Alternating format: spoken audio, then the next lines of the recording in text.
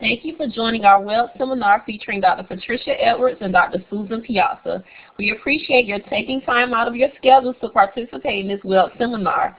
Tonight's presentation, The Impact of Family and Literacy Development, Convergence, Controversy, and Instructional Implications, will discuss the importance of the family and the literacy support of children's learning. Please feel free to interact with both Dr. Edwards and Dr. Piazza's ideas throughout the seminar by typing in the chat area.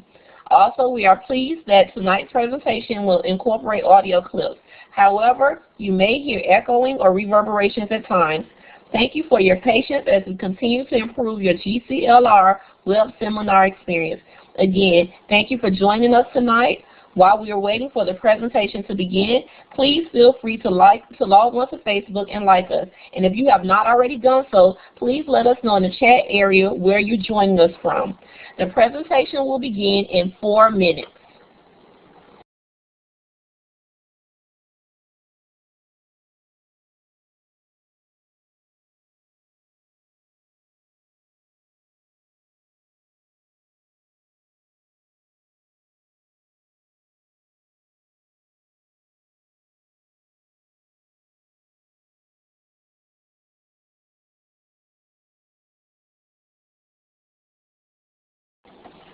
Thank you for joining our web seminar featuring Dr. Patricia Edwards and Dr. Susan Piazza. We appreciate your taking time out of your schedules to participate in this web seminar. Tonight's presentation, The Impact of Family on Literacy Development, Convergence, Controversy, and Instructional Implications, will discuss the importance of the family in the literacy support of children's learning. Please feel free to interact with both Dr. Edwards and Dr. Piazza's ideas throughout the seminar by typing in the chat area.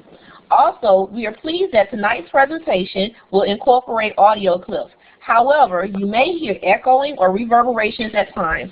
Thank you for your patience as we continue to improve your GCLR web seminar experience. Again, thank you for joining us tonight. While we are waiting for the presentation to begin, please feel free to log on to Facebook and like us. If you have not already done so, please let us know where you're joining us from in the chat area. The presentation will begin in 2 minutes.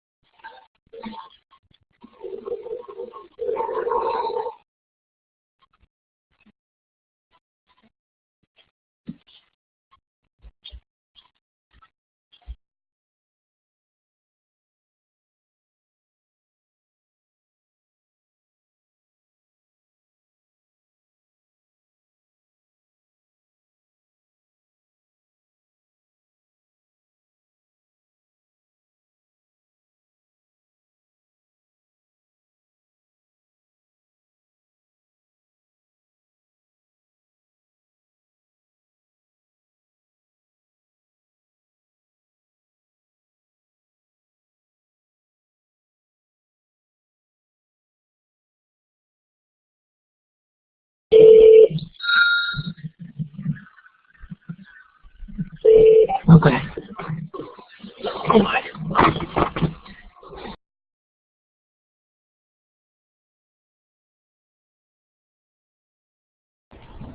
Good evening and welcome to tonight's Global Conversation in Literacy with Dr. Pat Edwards and Dr. Susan Piazza.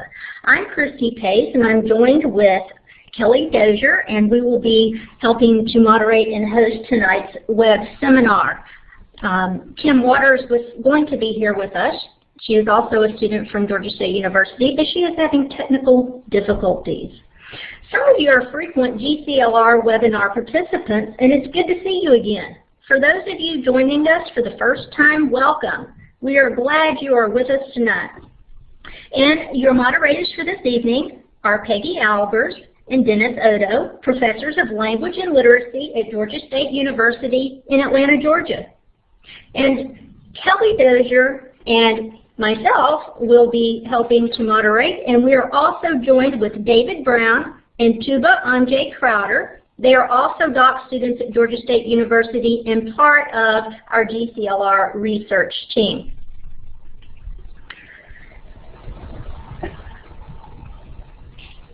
Global Conversations in Literacy Research consists of online interactive web seminars with the intent to circulate cutting-edge research in the fields of literacy and language arts. GCLR currently seeks volunteers for a study on the nature of technology-mediated interactions within literacy-focused web seminars. If you are willing to participate in a brief interview, please type your email address into the chat area and a research team member will contact you within a few days to schedule an appointment. The collected data will provide important information for understanding the nature of web seminars to share scholarship across the world. During tonight's web seminar, if you have any comments or questions, please type them into the chat box.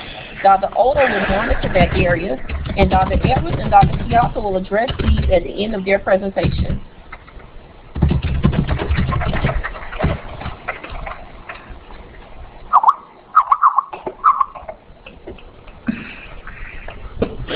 We would love to know where you are participating from in tonight's web seminar, so please use the wand tool and click the location on the map.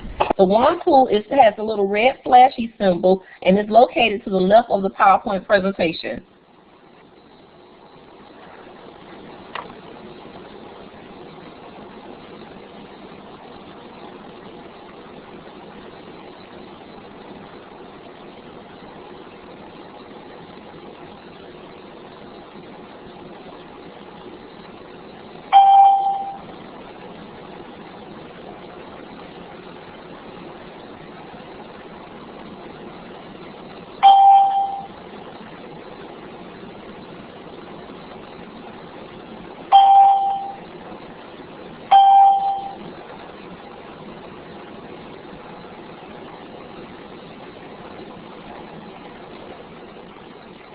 Dr. Patricia Edwards is a distinguished professor of language and literacy in the Department of Teacher Education, a principal investigator at the Literacy Achievement Research Center, and a senior university outreach fellow at Michigan State University.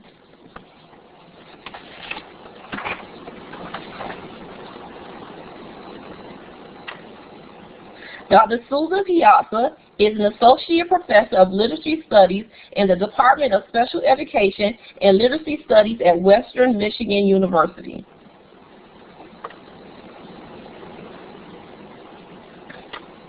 At this time, it is my honor and pleasure to introduce Dr. Patricia Edwards and Dr. Susan Piazza in their presentation entitled The Impact of Family on Literacy Development, Convergence, Controversy, and Instructional Implications. Let's give them a virtual round of applause.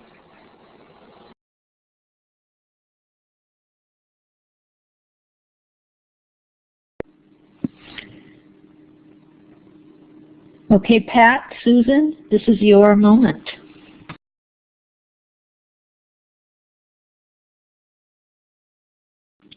Pat, Susan, you want to go ahead and turn your mics on? Hi, good evening, everyone. This is Susan Piazza. I'm just waiting for Dr. Edwards to start. She's going to begin our presentation. She might be having trouble with her mic. Good evening. Can you hear me? Can you hear me? Yes, you can. Okay, good evening. My name is Dr. Patricia Edwards. I'm a member of the Reading Hall of Fame and a distinguished professor of language and literacy in the Department of Teacher Education at Michigan State University. I served as a member of the International Reading Association's Board of Directors and later as president. Also, I served as president of the Literacy Research Association, formerly the National Reading Conference. I created 2 nationally acclaimed family literacy programs, Parents as Partners in Reading, a family literacy training program, and Talking Your Way to Literacy, a program to help non-reading parents prepare their children for reading. The book reading programs were designed to facilitate a fit between the parents' expectations which is for their children to have a successful school experience, and the school's general expectations. Two expectations schools generally have for parents are that they read to their children and model literate behavior. The book reading programs were designed to meet these two expectations. Nearly 4 years ago, I led a people-to-people language and literacy delegation to China. Dr. Piazza was one of the delegates. We discovered at that time that we had some common professional interests and discussed the possibility of merging those interests. Since that time, Dr. Piazza and I have presented together and co-authored several publications. I'm proud to have the opportunity to co-present with her this evening. Good evening. I'm Susan Piazza, Associate Professor of Literacy Studies at Western Michigan University and former Director of the McGinnis Reading Center and Clinic, which is where I've had the privilege of working with lots of different kinds of families. Before that, I worked in K-12 settings in Ontario, Canada, Detroit, Michigan, and now in Western Michigan. The literacy projects that I'm involved in focus on the intersection of literacy and power. And this will be one of our major themes tonight. One of my favorite projects in our reading center was a community-based program focused on families with an incarcerated member. Together with Dr. Lonnie Duncan from Counseling Psychology, we developed a strengths-based after-school program and partnered with families to support the academic achievement and social well-being of their school-aged children. I'm also excited to be in the beginning stages of planning for a new project with researcher and colleague Dr. Andrea Smith. This program will be based on the work of the National Research Center on Grandparents Raising Grandchildren, which happens to be a collaborative initiative between Georgia State University and Western Michigan University. So I'm also an active member in the Literacy Research Association, the International Reading Association, and the National Council of Teachers of English. As Dr. Edwards mentioned, we began our work together in 2009 after we met in China. That's when we discovered our shared interests in teacher preparation and culturally responsive pedagogy. My research has examined literacy issues related to how white, middle-class females specifically, but also how all teachers understand this notion of being responsive in classrooms and communities that might not mirror their own backgrounds. I really enjoy working with and learning from Dr. Edwards, and I'm honored to have this opportunity to share in this webinar with all of you from around the world tonight.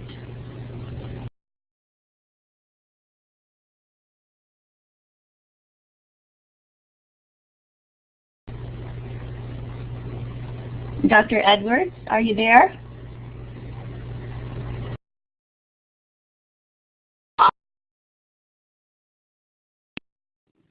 Pat, if you would press the microphone in the bottom left-hand corner of the screen rather than up in the participants section, that will help you. Oh, is it on now? There it is. There it is. Yes, we can. The importance of the family in the literacy support of their children's learning has been long recognized.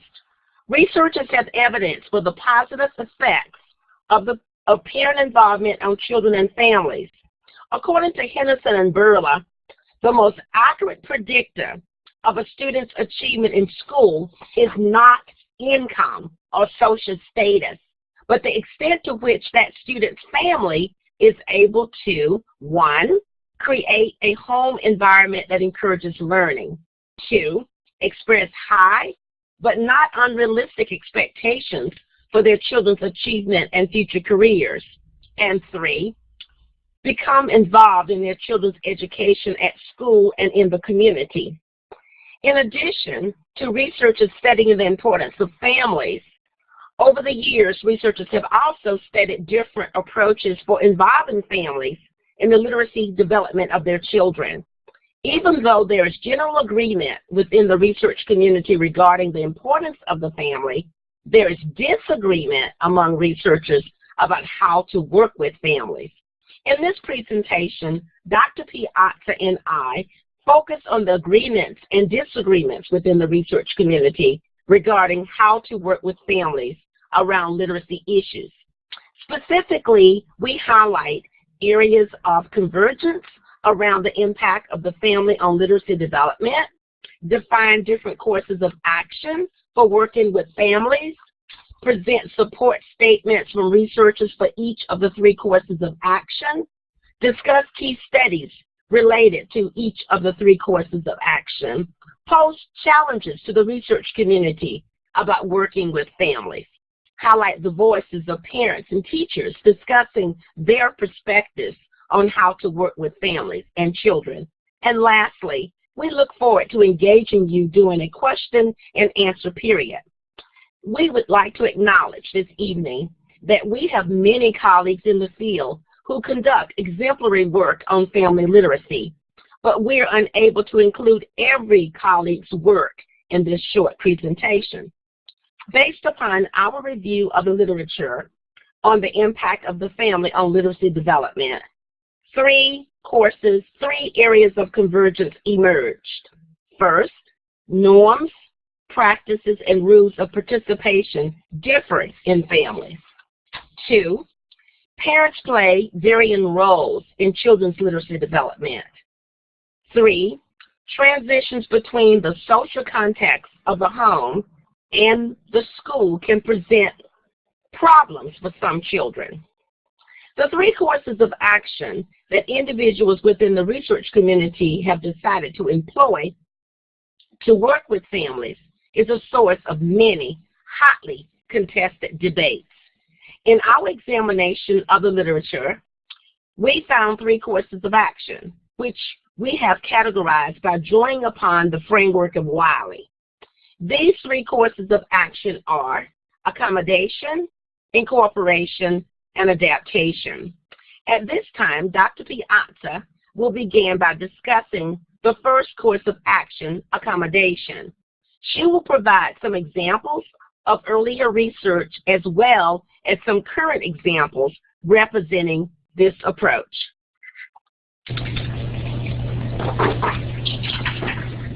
Okay, first, let's remember that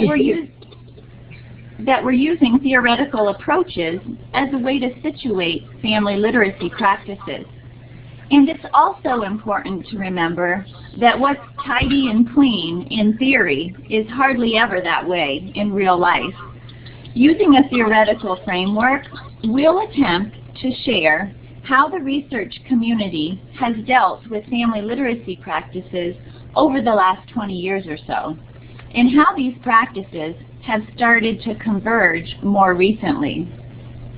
First, I'll share some historical studies identified by Dr. Edwards' earlier research on accommodation approaches, and then share more current studies that continue in that tradition. So by definition, the accommodation approach accepts that literacy begins in homes rather than in schools. It emphasizes the need to better understand students' ways of communicating, especially when they differ from our own. When we acknowledge that all students are members of local communities with rich language and literacy practices, we become more aware of the historical, political, cultural, and economic factors that influence family literacy practices. This approach can do wonders to inform schools' engagement with families. Some examples of earlier research in this approach include Schmidt's ABCs of Cultural Understanding and Communication, which has been quite popular in helping pre-service teachers learn to communicate across cultures. The literacy activities in her model include the autobiography, biography, cross-cultural analysis, cultural self-analysis of differences, and a communication plan for connecting the home, school, and community. Schmidt later collaborated with Finkbeiner in the European Union to expand this model to include international approaches with family literacy. And then there's Allen and Labo's 2001 Photographs of Local Knowledge Sources, which was a project that used students' photographs and narratives to help teachers better understand families. These researchers met with teachers to discuss their insights as they learned about students' out-of-school lived experiences. And then Florio Roine's 2001 Future Teachers Autobiography Club, and also Fry and McKinney's 97 project. These both focused on what they referred to as ethnic autobiographies. They're considered excellent ways for teachers to learn about literacy and culture and identity in their own lives as well as from others. So, as you can see, the focus here in accommodation is on raising awareness in order to become more culturally competent with the intent to become more culturally responsive. Some of the more recent studies that follow in the accommodation tradition include Murillo, Fink, and Allen's 2012 study. These authors examined views of bilingual parents in order to find counter-narratives to the deficit theories that often influence general perceptions of English language learners. The family views are especially powerful in the communities near U.S.-Mexico borders and other regions with bilingual communities. These researchers argue that it's our responsibilities to learn with and from bilingual families.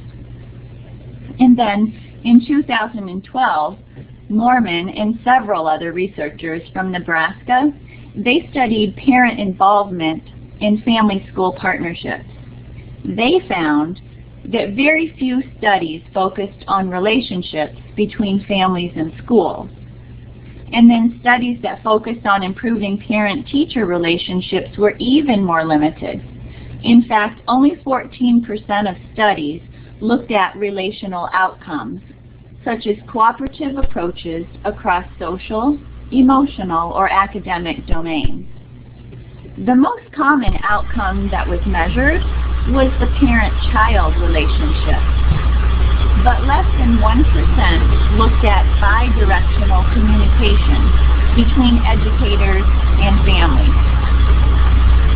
In 2001, Compton, Lilly, and Green published bedtime stories and book reports.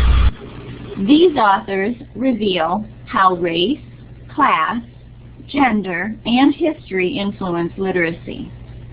Each chapter describes how parents are involved across various contexts, such as the home, school, church, and community. And for example, Tisha Lewis wrote a chapter on intergenerational meaning-making between a mother and son in digital spaces. She examined how technology mediates relationships and how multimodal interactions affect home literacy practices and potentially classroom learning. Next, we have Compton, Lilly, and Leander, who wrote Reading Time, The Literacy Lives of Urban Secondary Students and Their Families, which was published also in 2012. Their account features families' literacies that span generations, and they conducted in-depth longitudinal research to document how time influences social practices and family discourses. And in an earlier but related study, Maisha Fisher wrote Writing and Rhythm, Spoken Word Poetry in Urban Classrooms. She looked at how literacy instruction can include social and community practices using the medium of spoken word poetry. She focused on a community of Latino and African American students and documented how a language arts teacher integrated personal experiences as literary inspiration. And finally, Green and Anion in 2010 argued that educational systems, including policymakers, need to reconceptualize education reform because it can be so disconnected from larger structural systems that perpetuate inequities between the rich and poor. Gaps in academic achievement remain irresolvable without this kind of reconceptualization. So while these researchers are not talking specifically about family engagement, they are addressing the needs of families as embedded within their surrounding communities.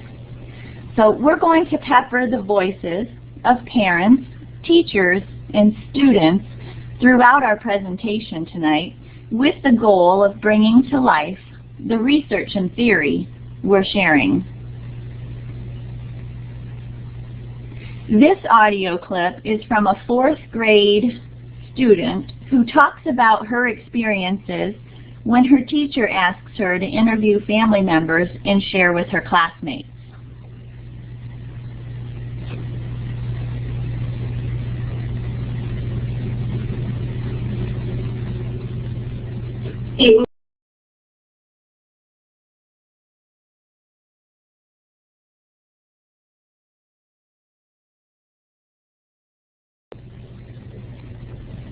Okay, and then next we have a father who tells us how he feels about his role in supporting his child's learning to read.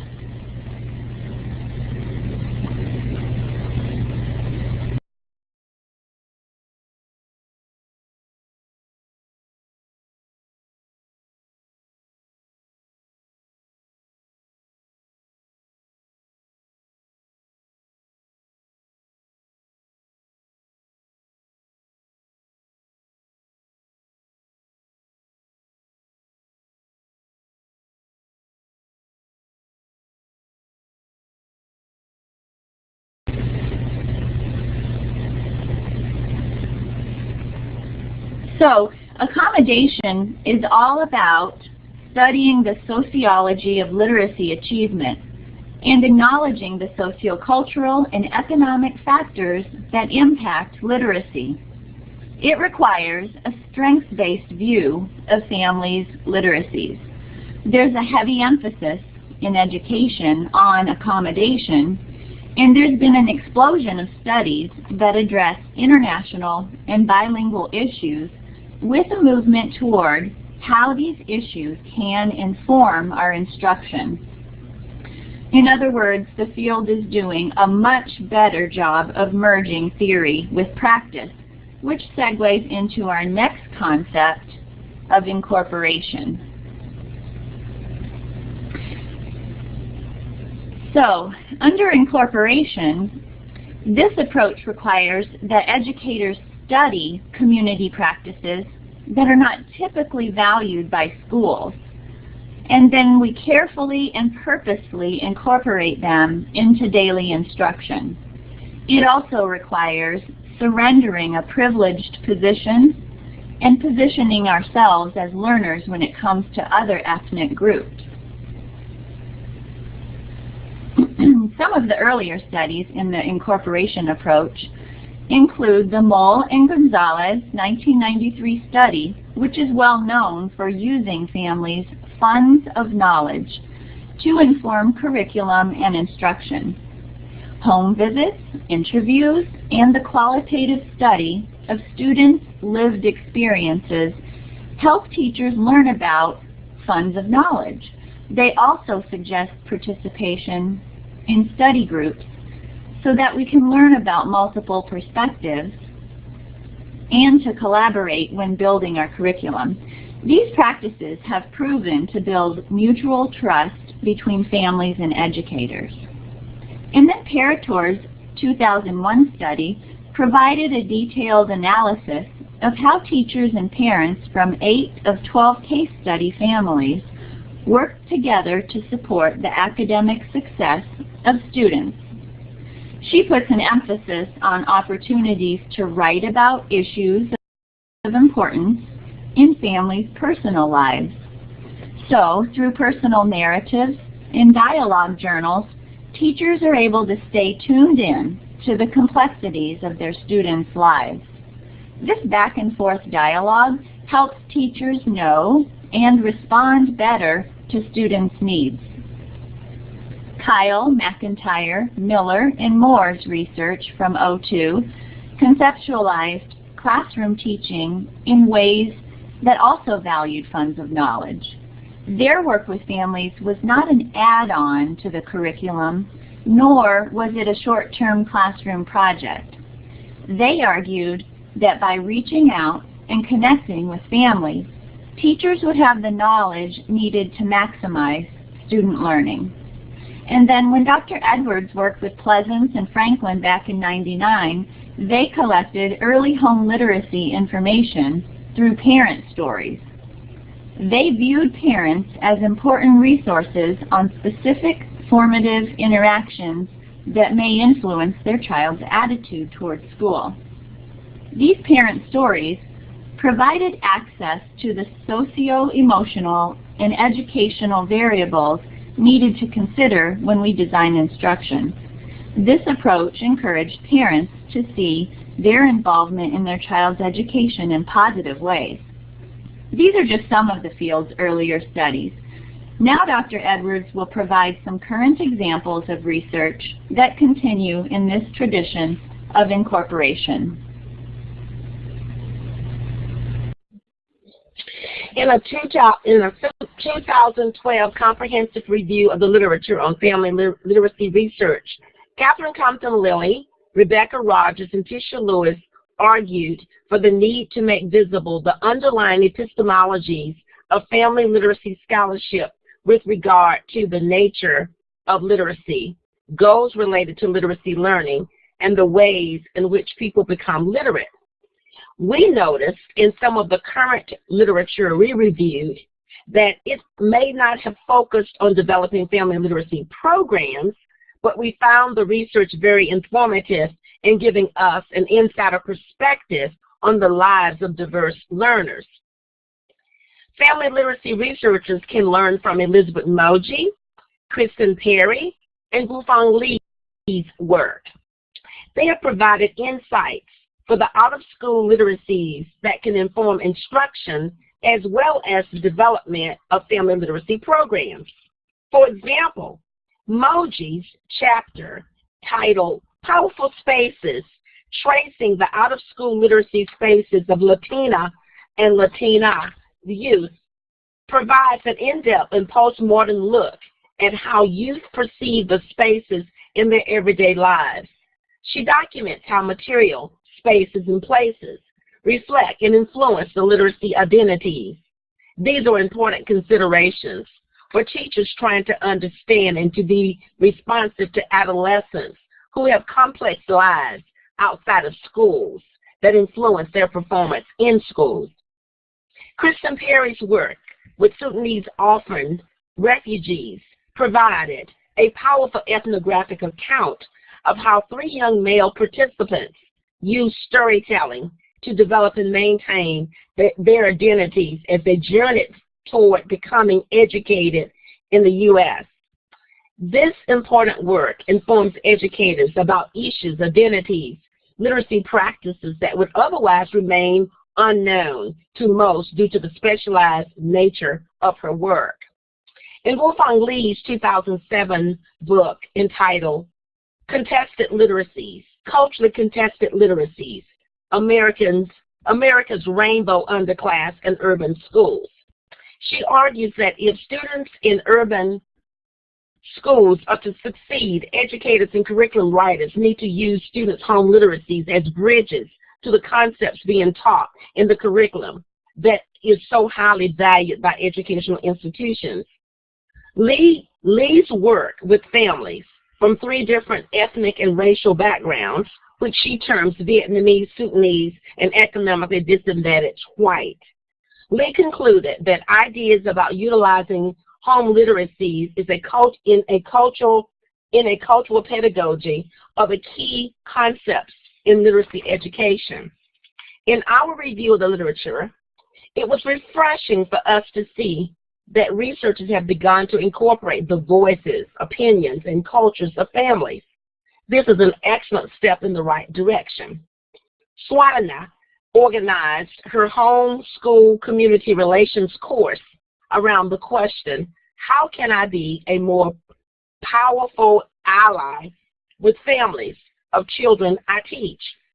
She begins with an activity called Parent Perspectives, which uses quotes from parents who differ by culture, language, gender, sexual orientation, family structure, religion, income, etc., and encourage students to say how they might feel if they were that parent.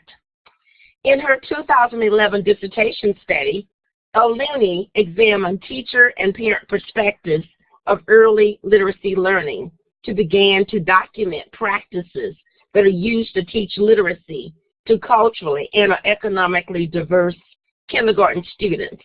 Through interviews with kindergarten teachers and classroom visits to collect observational data and artifact data, teachers were provided with an opportunity to articulate practices they believe have been effective in teaching early literacy skills. Teachers also provided the opportunity for parents to share their perspectives on early literacy learning, their connections with the school and teacher, and what home activities they believe have been most important in preparing their children for school-based learning. Next, you will hear a middle school teacher discussing her approaches to incorporating a wider range of family involvement.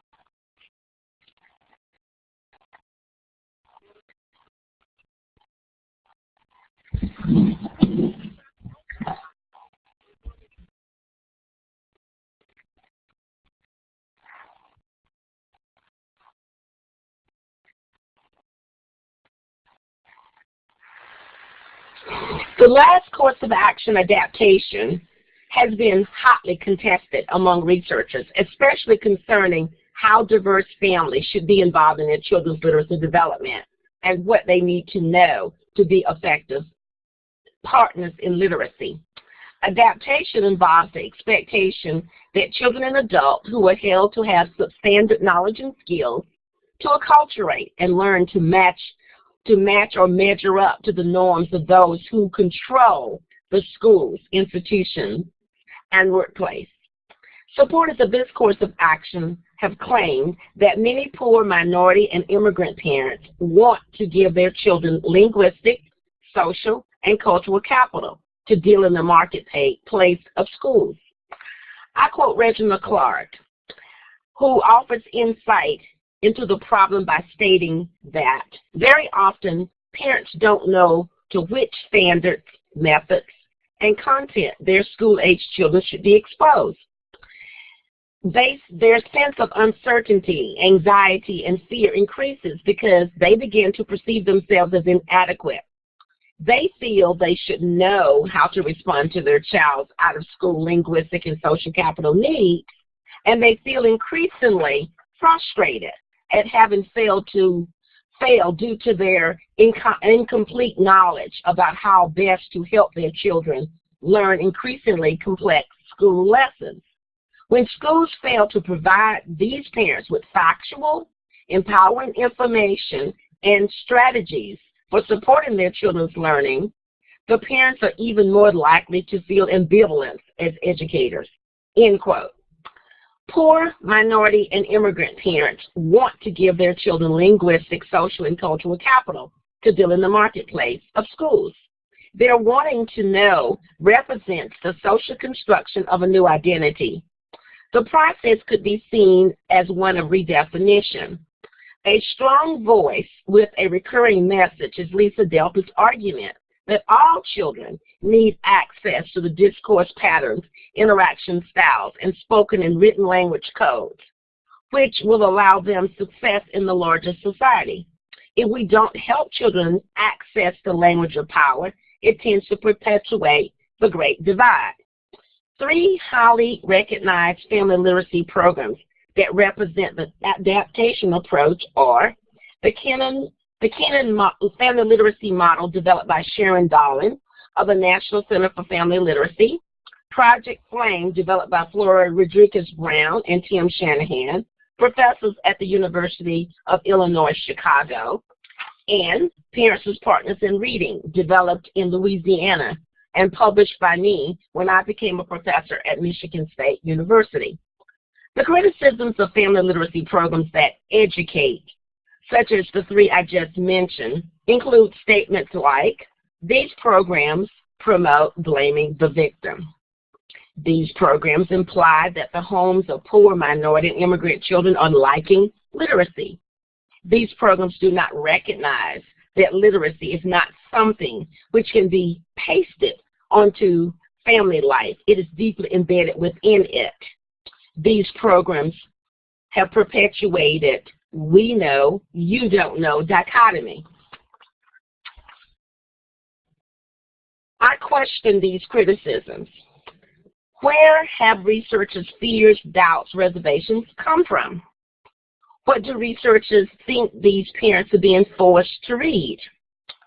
Does evidence exist where researchers have interviewed parents who have attended these family literacy programs? Is it fair for researchers to insert their own personal feelings about parents participating in family literacy programs without highlighting parent voices, perceptions, and evaluations? Are researchers' fears, doubts, and reservations justified? In recent years, practitioners and researchers have continued to develop adaptation-style programs. However, they have become more cognizant of epistemological issues such as culture, class, race, gender, ethnic and linguistic diversity. Now I'm going to share with you a current example of an adaptation-style family literacy program. What really matters in family literacy? Phase 2 of a Saskatchewan-based inter-organizational research program is a current example. The program was highlighted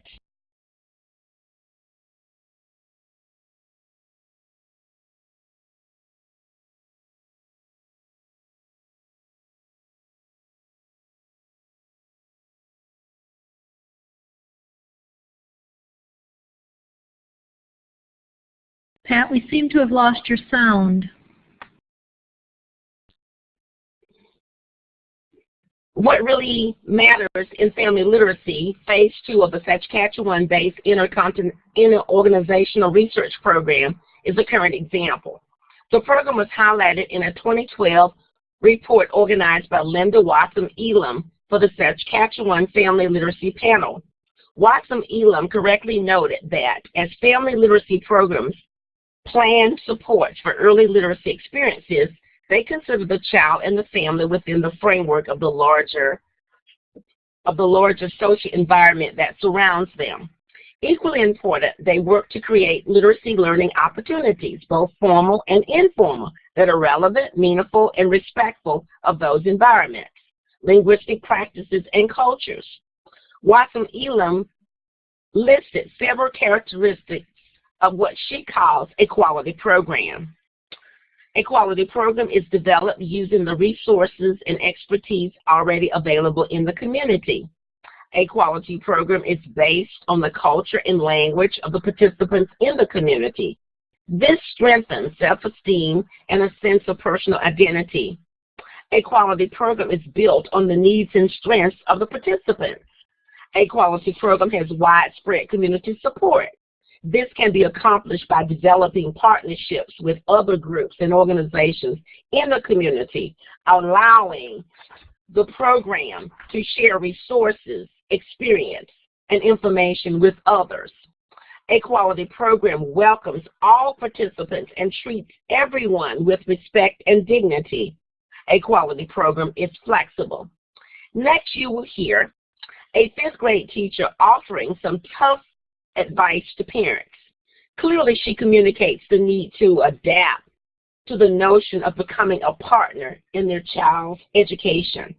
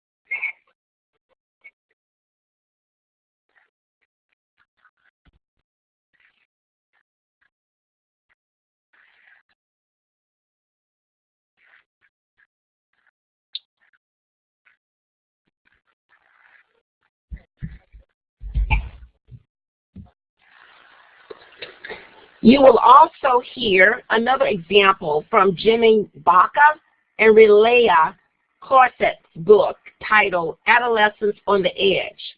They offer the voice of a 2nd grade teacher demonstrating her adaptation approach for supporting the school's expectations.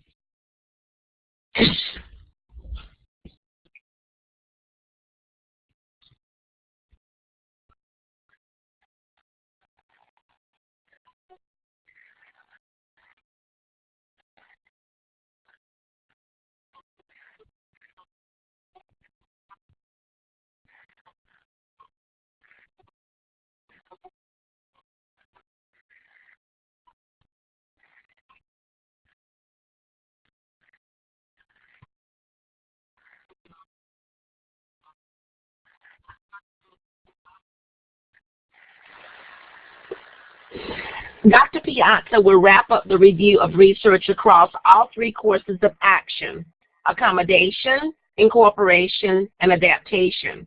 We're pleased to note that current research demonstrates that the field is coalescing and blurring the lines across these 3 approaches.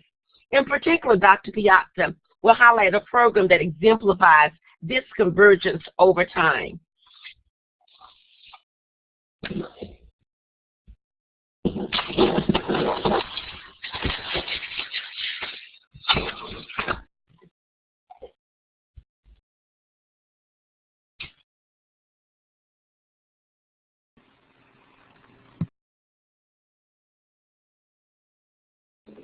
Susan, you might need to turn your mic on.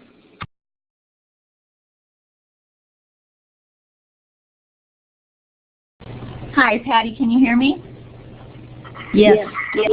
I lost all audio, so I apologize.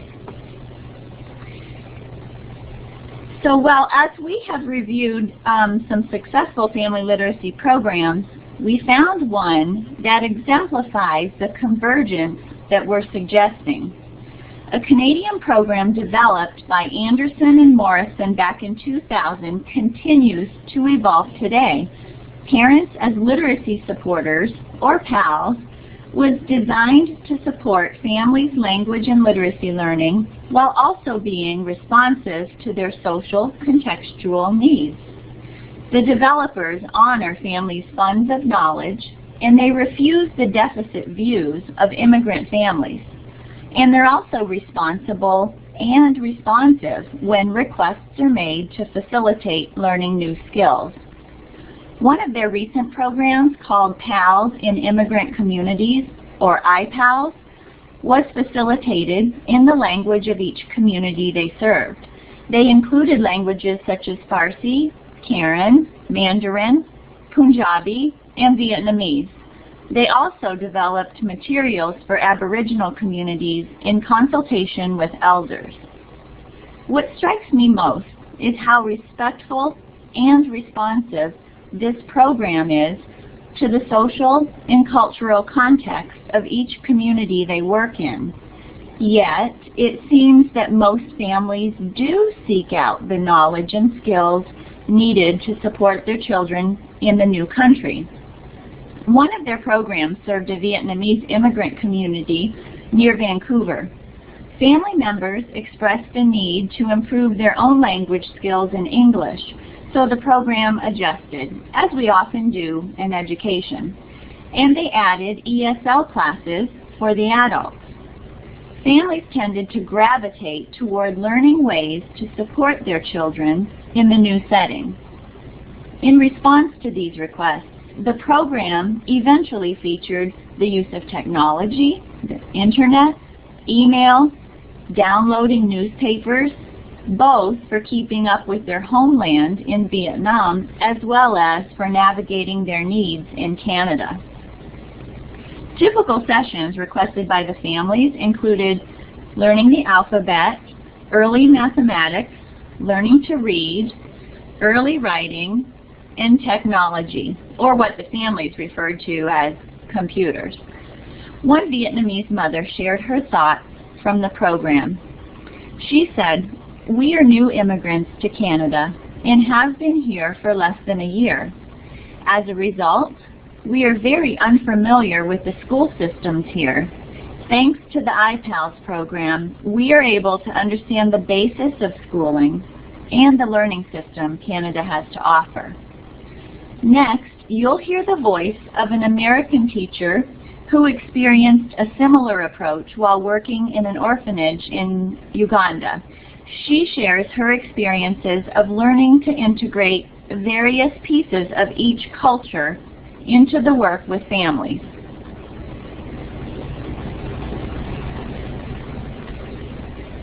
I started from working in an orphanage in Uganda, and they talked a lot about how they try to mix a lot of Western principles for raising kids and teaching kids, and also what the culture in Uganda is, and just not to have it all one way, because like we have the kids from Uganda to the parents.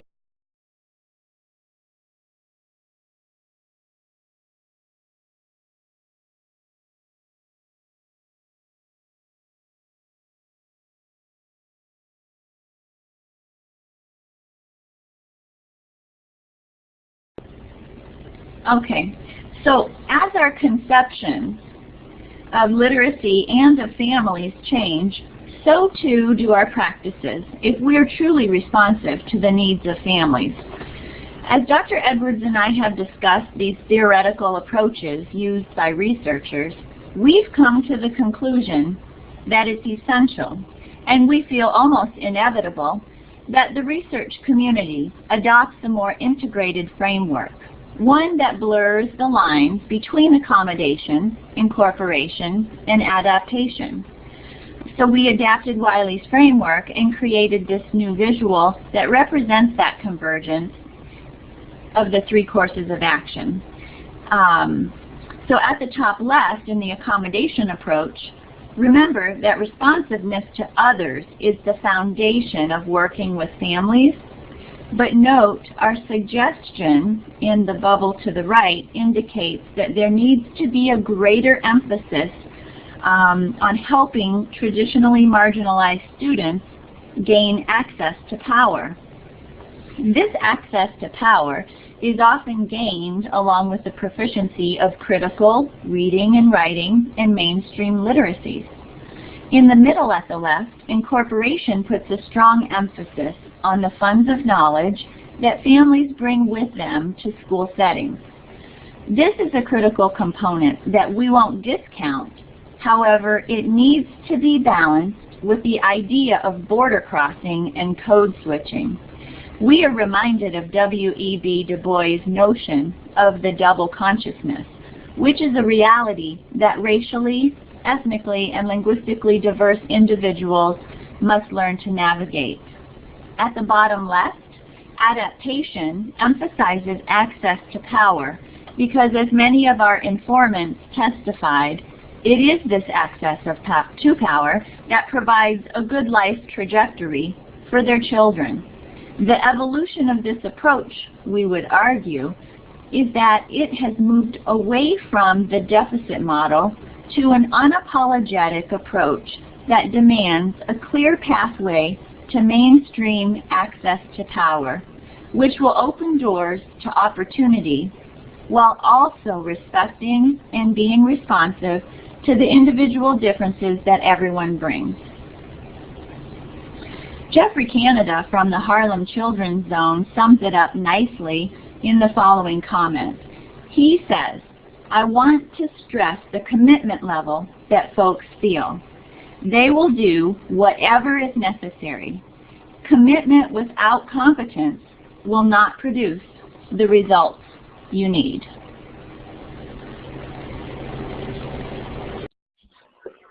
We know what we need to do. Now it's up to the research community and policymakers to consider the integrated model that we proposed.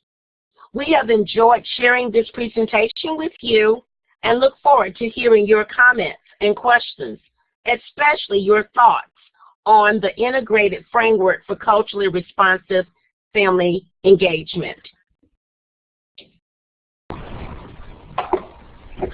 Thank you very much for the excellent and thought-provoking presentation, Drs. Edwards and Piazza. I just have time for one question.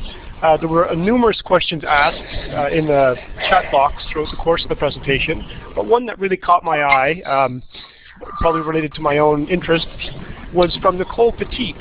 She asked, what about parents who don't know how to read in any language, which is the case of many of the refugees that she works with? Can they still contribute to their children's literacy development?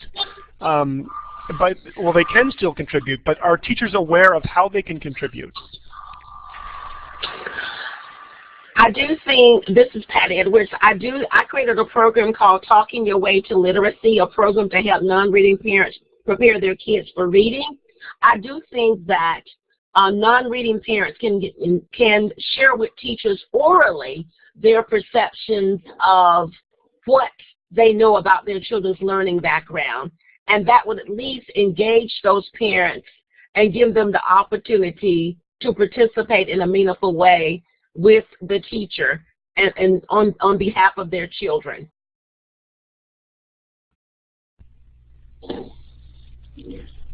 Oh, thank you very much. That's great. Dr. Albers, do I have time for one more question? Yes, you do. Okay, so one more question that came up I thought might be interesting. There was an interesting discussion about this. This concept, it started with Barbara Gilpin. She talked about one of the video clips of the father working with his child, and he said he works hard all day. And she said it generated a question about the perception of reading as work or effort as opposed to a relaxing activity. And she wondered about what perceptions about reading are. And some find that reading is a relaxation. And she wonders, I guess, maybe what your thoughts are related to that. Susan, you want to try that question?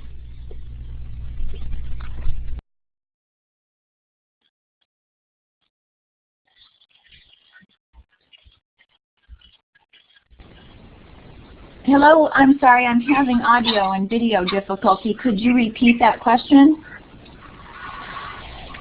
Certainly. It comes from Barbara Gilpin. She says, she was wondering about one of the audio clips of the father who said that after work he just wants to relax and he doesn't have time to read with his child, although he identifies himself as literate. It generated the question for her about the perception of reading as work or effort as opposed to a kind of relaxing activity. And she kind of wondered about that, and I guess I would like to hear what your thoughts are on that. Here we go. Okay, audio on. I enjoyed that. I was paying attention to the chat screen during that part of the discussion, and lots of people were chiming in about, is that a cultural issue, or is it simply just different ways that families view relaxation or recreation? And I tend to think that it's more a social practice. I happen to have one child that does see reading as recreational and relaxing, and the other sees it as work and prefers not to do that. However, you know, that's the traditional version of literacy, but what about all of the other kinds of literacies they're engaged in? I think we have to be careful about narrow definitions, too, of reading. Great. Thank you very much.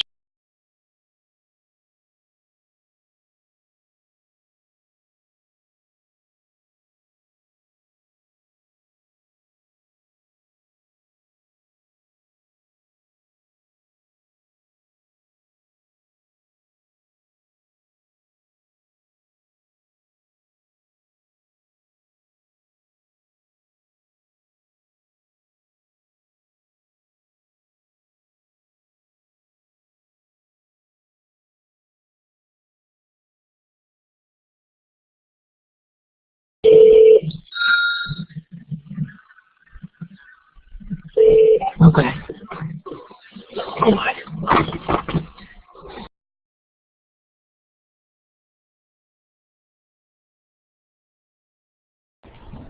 Good evening and welcome to tonight's Global Conversation in Literacy with Dr. Pat Edwards and Dr. Susan Piazza. I'm Christy Pace and I'm joined with Kelly Dozier, and we will be helping to moderate and host tonight's web seminar. Kim Waters was going to be here with us. She is also a student from Georgia State University, but she is having technical difficulties.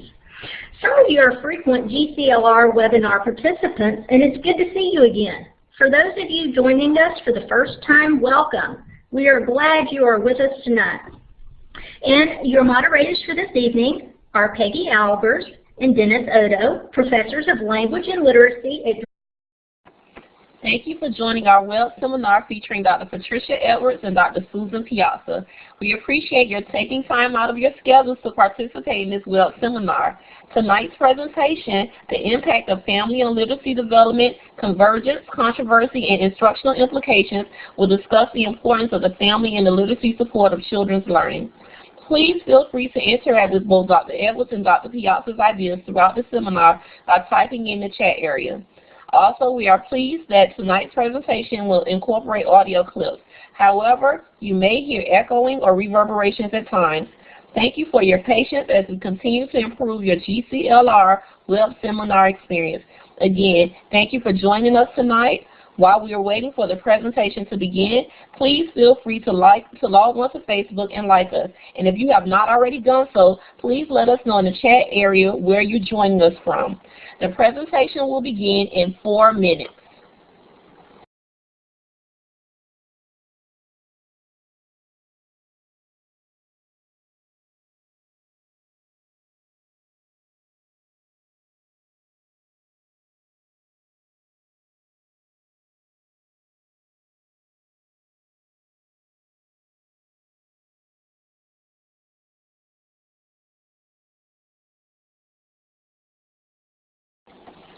Thank you for joining our web seminar featuring Dr. Patricia Edwards and Dr. Susan Piazza.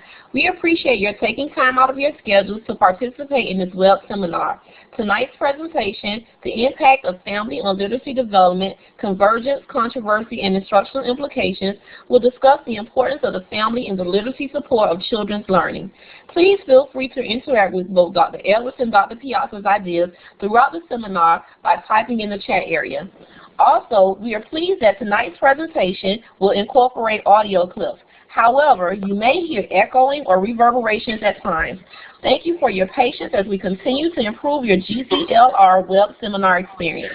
Again, thank you for joining us tonight. While we are waiting for the presentation to begin, please feel free to log on to Facebook and like us. If you have not already done so, please let us know where you're joining us from in the chat area. The presentation will begin in 2 minutes.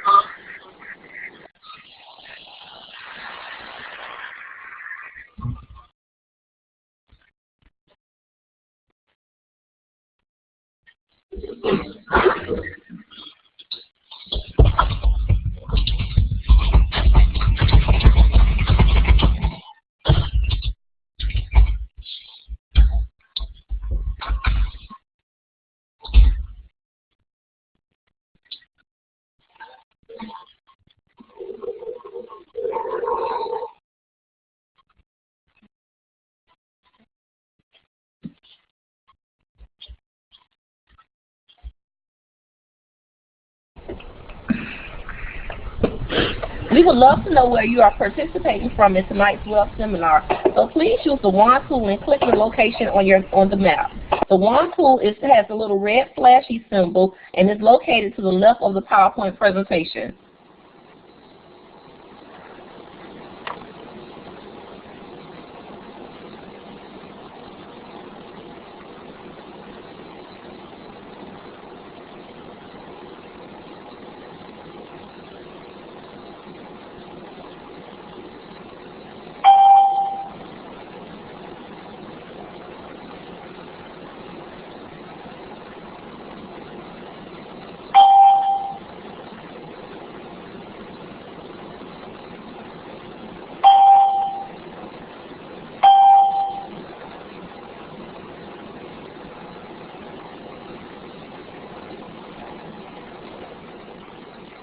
Dr. Patricia Edwards is a distinguished professor of language and literacy in the Department of Teacher Education, a principal investigator at the Literacy Achievement Research Center, and a senior university outreach fellow at Michigan State University.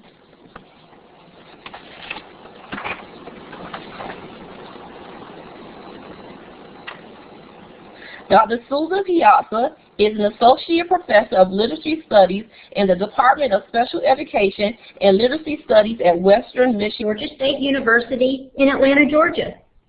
And Kelly Dozier and myself will be helping to moderate, and we are also joined with David Brown and Tuba Anjay Crowder. They are also doc students at Georgia State University and part of our GCLR research team.